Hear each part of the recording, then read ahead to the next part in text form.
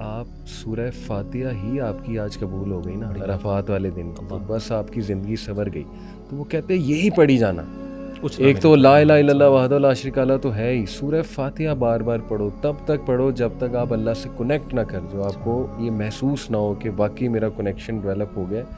دعا عبادت ہے. عبادت کا کاز صرف یعنی اگر آپ کو کوئی چیز چاہیے تبھی آپ نے نہیں، یعنی آپ نے نماز پڑھنی ہے تو صرف تب نہیں پڑھنی جب آپ کو کوئی چیز چاہیے.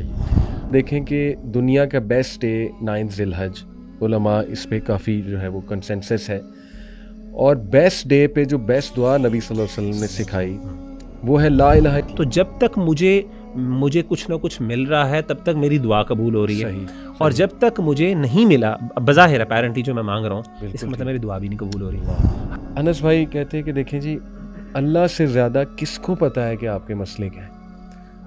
اللہ کو تو یہ بھی پتہ ہے کہ آپ نے فیوچر میں کون سی دعا کرنی ہے، آپ نے اگلے گھنٹے کون سی دعا کرنی ہے، آپ کو مسئلہ کون سے آنے والا ہے، یہ بھی اللہ کو پتہ ہے. اللہ ماشاءاللہ ابھی الحمدللہ اللہ نے سعادت دی، حج پہ تھا میں، اور وہاں پہ ظاہر ہے میں نے کافی پڑھا اس بارے میں جانے سے بھی پہلے کہ عرفات کا دن کیسے سپینڈ کریں. تو ظاہر ہے وہ ایک حدیث ہمیں ملتی ہے کہ اللہ کے نبی صلی اللہ علیہ وسلم عرفات والے دن صحابہ کہتے ہیں کہ ہاتھ ریز کر کے میرے خیال ظہر کے بعد سے لے کے مغرب سے پہلے ان کے ہاتھ ریز ہی رہے، اور صرف انہوں نے بیچ میں میرے خیال 2 بریکس لیں. ایک بار وہ دودھ پینے کے لیے، ان کی وائف نے جو کہا تھا کہ آپ دودھ پی لیں، تاکہ حکمت یہ تھی کہ صحابہ کو یہ نہ لگے کہ روزہ رکھا ہوا ہے، اور ایک بار اور لی تھی. لیکن اس کے علاوہ ان کے ہاتھ ریز تھے، اور وہ جس انٹینسٹی سے ہمارے نبی دعا کر رہے تھے اس دن صلی اللہ علیہ وسلم، میں نے ریئلسٹکلی تھوڑا سا سوچا کہ یار اتنی دیر تک پتہ نہیں نبی صلی اللہ علیہ وسلم نے تو دعا کی، لیکن عام انسان اتنی دیر تک دعا کیسے کر سکتا ہے. مطلب میرے ذہن میں ایک سوال آیا آج کے دور کے حوالے سے. تو اللہ تعالیٰ نے مجھے دکھایا سبحان اللہ کہ میں حرم میں نماز پڑھ رہا تھا، مغرب کی نماز پڑھی میں نے، اور ہم ٹاپ فلور پہ تھے. میرے ساتھ ایک آئی تھنک سوڈانی تھا یا افریقن ہی کسی کنٹری کا بندہ تھا میرے رائٹ پہ. تو ول یو بلیو اٹ کہ اب مغرب سے عشاء تک تقریباً 1.5 گھنٹہ ہوتا ہے، 1.5 گھنٹے کا گیپ ہوتا ہے. تو میں وہیں بیٹھ گیا، میں نے کہا اب کیا جانا، رش بہت ہے، یہیں پہ بیٹھ جاتے ہیں، بیٹھ کے ذکر کرتے ہیں، قرآن پڑھتے ہیں وغیرہ وغیرہ. تو ول یو بلیو اٹ کہ وہ بندہ میرے ساتھ، اس نے نا اس طرح ہاتھ اٹھائے ہوئے ہیں، اور لٹرلی وہ بندہ مغرب سے عشاء دعا کرتا رہا، اور وہ کوئی اپنی پرسنل دعائیں کر رہا تھا اپنی لینگویج میں. شروع میں اس نے ظاہر عربی الفاظ ادا کیے، لیکن اس کے بعد وہ بار بار اللہ کو پکار کے یا اللہ یا اللہ، اور مجھے اس کی آوازیں آ رہی تھیں تھوڑی تھوڑی، اور مجھے اندازہ ہو رہا تھا کہ وہ دعا میں اپنی کچھ پرسنل چیزیں جو ہے نا وہ مانگ رہا ہے. تو پھر اللہ نے مجھے وٹنس کرایا کہ مانگنے والے سبحان اللہ جن کو لطف آ جائے، جن کو یہ ایک مزہ چکھ لیں دعا کا اور اللہ تعالیٰ سے کنورسیشن کا، وہ پھر ان کو ٹائم کا نہیں پتہ لگتا. تو وہ 1.5 گھنٹہ مغیرہ دعائیں مانگتا رہا. اللہ اکبر. تو اسی سے سٹارٹ کرتے ہیں کہ یہ دعا کا فلسفہ، یہ کیا، یہ لطف کیا ہے جو کچھ لوگ چکھ لیتے ہیں. اللہ تعالیٰ ہمیں بھی یہ مزہ دیں، آمین یا رب العالمین. بسم اللہ الرحمن الرحیم، الحمدللہ والصلاۃ والسلام علی رسول اللہ وبعد. اچھا، میری دعا کے حوالے سے نا تھوڑی سی ایک انڈرسٹینڈنگ تھوڑی سی ڈفرینٹ ہے. اصل میں ہم لوگوں نے یہ سمجھ لیا ہے کہ دعا کا مطلب صرف جو ہے نا وہ اللہ تعالیٰ سے کچھ مانگنا ہے. ہاں، حالانکہ قرآن مجید میں اگر آپ دیکھیں، جیسے کہ سورہ غافر کی مشہور آیت ہے وقال ربکم ادعونی استجب لکم، کہ تمہارا رب کہتا ہے کہ مجھے پکارو میں تمہیں جواب دوں گا. ان الذین یستکبرون عن عبادتی، وہ لوگ جو میری عبادت سے تکبر کرتے ہیں، سیدخلون جہنم داخرین، وہ جہنم میں داخل ہوں گے رسوا ہو کر. اس آیت میں اللہ تعالیٰ نے دعا کو عبادت کہا ہے. تو ہم لوگوں نے سمجھا ہے کہ یعنی عبادت خاص طور پہ دعا کے معنی میں عام طور پہ سمجھتے ہیں کہ یہ بیسکلی ایک کانٹریکٹ ہے اللہ تعالیٰ سے، یعنی کچھ لین دین کا معاملہ ہے، یعنی ایک کمرشل ایکٹیویٹی ہم نے بنا لی. یہ سوچ ہے کہ جب بھی ہم نے اللہ کے سامنے جانا ہے، دعا مانگنی ہے، تو ہم نے تبھی جانا ہے جب ہمارے پاس کوئی نہ کوئی مانگنے کے لیے چیز. تو دعا یہ نہیں ہے، دعا ایک عبادت ہے. یعنی اگر آپ کے پاس نہیں بھی ہے کچھ مانگنے کے لیے بالفرض، تو پھر بھی آپ نے مانگنی ہے، پھر بھی آپ نے عبادت کرنی ہے.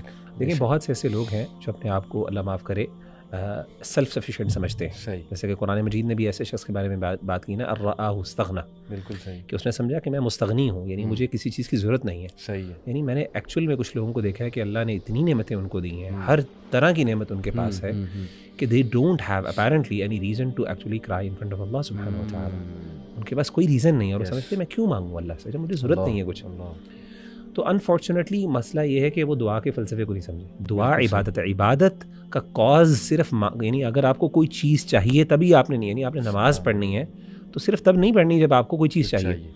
تو اللہ کے رسول صلی اللہ علیہ وسلم سبحان اللہ ضروری نہیں کہ he was actually asking Allah for something. صرف اللہ کا شکر ادا کرنا، اللہ تعالیٰ کا حمد بیان کرنا، الحمدللہ، اللہ اکبر، اللہ کا ذکر کرتے رہنا دعا کے اندر ہاتھ اٹھا کے، that's it, that's also a دعا. اور پھر اگر آپ اس معنی میں لیں تو پھر تو سبحان اللہ، پھر sky is the limit. کیا بات، اس میں کوئی نہیں. اور علی بھائی اس میں پھر اسی وجہ سے یہ جو کہ فلسفے کی غلطی، یعنی جو ہم نے اس کی غلط یعنی اس کو غلط سمجھا، اس کا نقصان کیا ہوا؟ اس کا نقصان یہ ہوا کہ ہم نے پھر نہ سمجھ لیا کہ دعا کی قبولیت کا مفہوم ہی یہی ہے کہ جب تک جو ہم مانگ رہے ہیں ہمیں ملتا جائے. کیونکہ ہم نے اس کو ایک کمرشل ایک ایکٹیویٹی اور پروسیس سمجھ لیا نا. تو یعنی ہمارے نزدیک پھر دعا کا کانسیپٹ ریڈیوس ہو کے لین دین پر آ گیا. تو جب تک مجھے کچھ نہ کچھ مل رہا ہے تب تک میری دعا قبول ہو رہی ہے، اور جب تک مجھے نہیں ملا بظاہر اپیرنٹلی جو میں مانگ رہا ہوں اس کا مطلب میری دعا بھی نہیں قبول ہو رہی. حالانکہ جب وہ بندہ صرف دعا کو ایک اللہ تعالیٰ کی عبادت سمجھے گا، ضروری تو نہیں عبادت کے فوراً بعد آپ کو جو چیز آپ کے دل میں تمنا ہے، نماز آپ پڑھ رہے ہیں، کسی کے لیے نیکی کر رہے ہیں، ضروری مل جائے. میں نے عرفات والے دن بھی مغیرہ دیکھا کہ ماشاءاللہ ایک تو وہاں پہ وہ جگہ ایسی ہے، اور انشاءاللہ اللہ آپ کو بھی لے جائے، آپ کو یہ احساس ہوگا وہاں جا کے کہ وہاں پہ نا ایک ہر کوئی لگا ہوتا ہے، اور کچھ لوگوں کا رونا دیکھ کے تو آپ کا ایمان بھی تازہ ہو جاتا ہے کہ جس طرح وہ دعا کر رہے ہوتے ہیں. اور ماشاءاللہ واقعی کئی گھنٹے لوگ ہاتھ ریز کر کے کر بھی لیتے ہیں ماشاءاللہ. اور الحمدللہ میں نے بھی ٹرائی کیا. تو مجھے ایک بات یاد آئی مغیرہ بڑی زبردست، کہ جو آپ نے یہ بات کی نا دعا کا اصل فلسفہ سمجھنا ہے کہ یہ ہے کیا. آپ دیکھیں کہ دنیا کا بیسٹ ڈے 9 ذی الحج، علماء اس پہ کافی جو ہے وہ کنسنسس ہے، اور بیسٹ ڈے پہ جو بیسٹ دعا نبی صلی اللہ علیہ وسلم نے سکھائی وہ ہے لا الہ الا اللہ وحدہ لا شریک لہ لہ الملک و لہ الحمد وہو علی کل شیء قدیر. ظاہر کیا چیز ہے مانگنے کے لیے؟ اس میں طلب ہے ہی نہیں، اس میں تو مانگنا کچھ ہے ہی نہیں. مطلب ہم عام لوگوں کو بتائیں نا کہ یہ بیسٹ دعا، کہیں گے نہیں یہ دعا نہیں ہے، یہ تو ذکر ہے. اب نبی صلی اللہ علیہ وسلم نے کہا یہ دعا، اور یہی دعا میرے باقی بھائیوں نے، تمام انبیاء نے یہی دعا اس دن کی. تو شیخ انس کو بھی میں ایک دن وہ بتا رہے تھے دعا کے ہی ٹاپک پہ، تو انہوں نے بڑی خوبصورت بات کی. انہوں نے کہا کہ دیکھیں آپ تمام انبیاء کی دعائیں دیکھیں، ان میں 2 چیزیں آپ کو ملیں گی، ایک توحید کا اقرار، ایک اپنی عاجزی کا اقرار. اور انہوں نے پھر وہ دعا حضرت یونس علیہ السلام کی کہ لا الہ الا انت سبحانک. اس میں بھی دیکھیں کیا مانگ رہے ہیں، کچھ اس میں طلب تو ہے ہی نہیں کہ مجھے مچھلی کے پیٹ سے نکال دے، ٹھیک ہے نا. صرف اللہ کی توحید کا خالص اقرار ہے، اور اپنی مسٹیک کا اقرار ہے، اپنی عاجزی کا اقرار ہے. اچھا علی بھائی، اگر آپ پریکٹیکلی بھی سوچیں نا کہ جب بندہ واقعی بڑا دل سے دعا مانگنا کے لیے اللہ کے سامنے حاضر ہوتا ہے نا، کبھی اللہ توفیق دے ایک بندے کو ایسے موقع پر رات کو انسان اٹھے تہجد میں نماز پڑھے. جی ہاں. تو اکثر اوقات ایسا ہوتا ہے کہ جب انسان اللہ کے سامنے پیش ہوتا ہے نا تو انسان کی زبان چلتی ہی نہیں ہے. یعنی وہ اللہ کے سامنے ایک کھڑے ہو کے ایک ہیبت جو انسان کو محسوس ہوتی ہے، انسان کی زبان چلنا بند ہو جاتی ہے، انسان کو سمجھ نہیں آتا میں کیا مانگوں.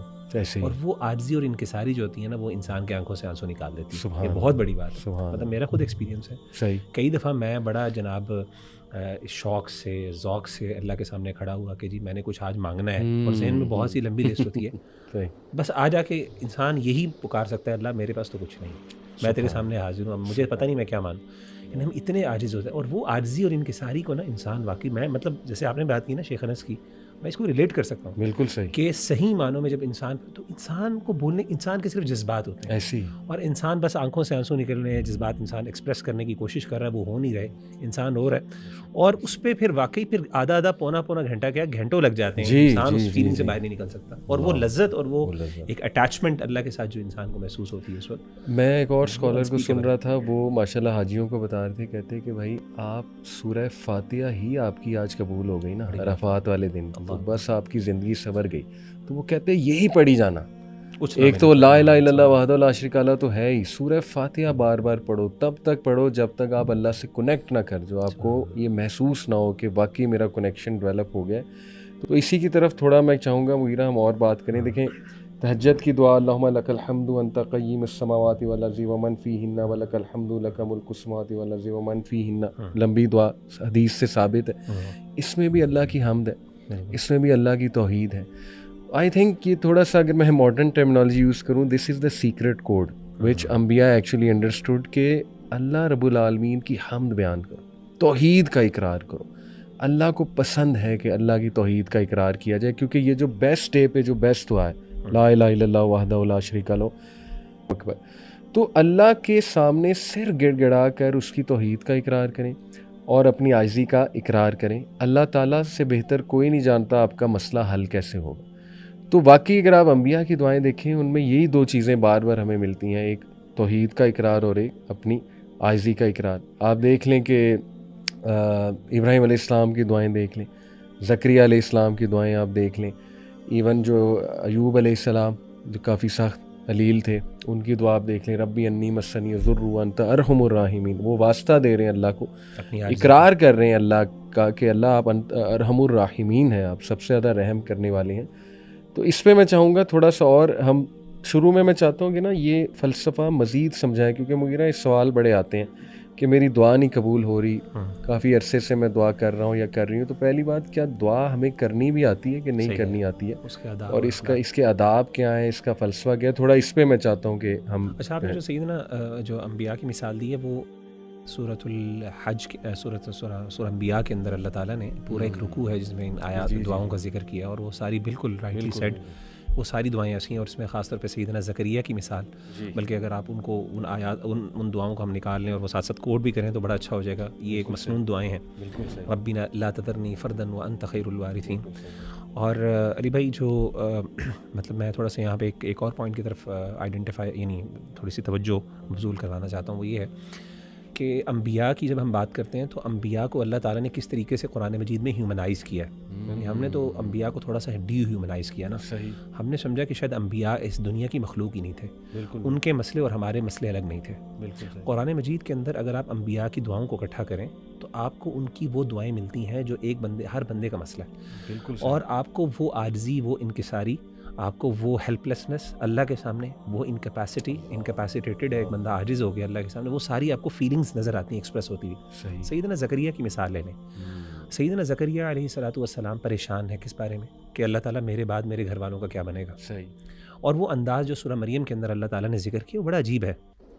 کہا واشتعل الرأس شیبا ولم اکن بدعائک رب شقیا، کہ اللہ میرا جو ہے نا، میرے بال سفید ہو گئے ہیں سر کے، اور میری ہڈیاں، ربی انی وہن العظم منی، یعنی میری ہڈیاں کمزور ہو گئی ہیں، میرے بال سفید ہو گئے ہیں، اور میں اللہ کبھی بھی آپ سے دعا مانگ کے یعنی مایوس نہیں ہوا. ٹھیک ہے نا، دعائک رب شقیا، مایوس نہیں ہوا آپ سے دعا مانگ کے.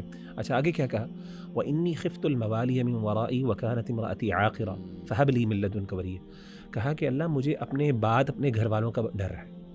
اب ذرا آپ غور کریں کہ ایک بندے کو، ایک عام بندے، یہ ہر بندے کا مسئلہ ہے، یعنی ہر بندے کو مسئلہ ہے، خاص طور پہ جو شادی شدہ ہے، جس کے بچے ہیں، فیملی ہے، وہ سوچتا ہے کہ یار میرے گھر والوں کا کیا بنے گا میرے بعد، میں I am the only one who is responsible for my family, میرے بچے چھوٹے ہیں، میری وائف ہے، کون دیکھے گا میرے بعد. اور یہ خوف ہوتا ہے. اور میں سمجھتا ہوں واقعی جب انسان کی اولاد ہوتی ہے نا، اس کے بعد انسان کا خوف بڑھ جاتا ہے. دنیا کے اندر انسان کا you have more reason to live in this world. بالکل صحیح. یعنی جب ایک بندہ تو بیچلر ہے تو وہ تو پھر لاؤ بالی ہے نا، اس کو تو پرواہ کوئی نہیں ہے، گھر والے بھی تنگ ہے اس سے، خود بھی تنگ ہے، تو وہ چلا بھی چاہے تو دنیا سے اتنا ڈر نہیں ہے اس کو.